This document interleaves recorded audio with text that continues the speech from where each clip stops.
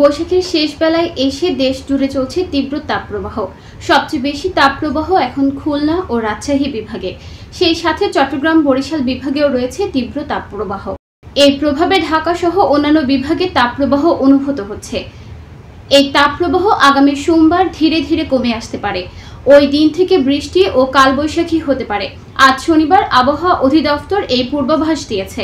আগামী 13 মে পর্যন্ত আবহাওয়ার পরিস্থিতির কথা জানিয়েছে অধিদপ্তর। তাতে বলা হয়েছে, আজ সারা দেশে তাপপ্রবাহ চলমান থাকবে এবং রাতের তাপমাত্রা বাড়তে পারে। রংপুর, রাজশাহী, ঢাকা, ময়মনসিংহ ও সিলেটে হালকা বৃষ্টির সম্ভাবনার কথাও বলা হয়েছে। আগামীকাল রোববার দিনে 1 থেকে 3 ডিগ্রি সেলসিয়াস এবং রাতে 1 থেকে 2 ডিগ্রি সেলসিয়াস তাপমাত্রা কমতে পারে। কিছু জায়গায় তাপপ্রবাহ প্রশমিত হওয়ার সম্ভাবনা রয়েছে। এর পরের 2 দিন সোম ও মঙ্গলবারের একই প্রবণতার কথা জানানো হয়েছে, তবে তাপমাত্রা অপরিবর্তিত থাকবে।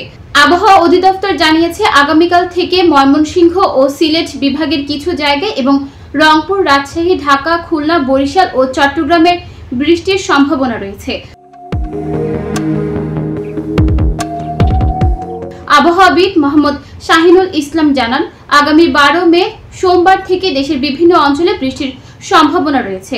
যদি বৃষ্টি হয় তাহলে ধীরে ধীরে তাপপ্রবাহ 18 বা 19 মের মধ্যে কমে আসবে। এই সময় কালবৈশাখীরও সম্ভাবনা রয়েছে। নিউজ ডেস্ক, চট্টগ্রাম সময়।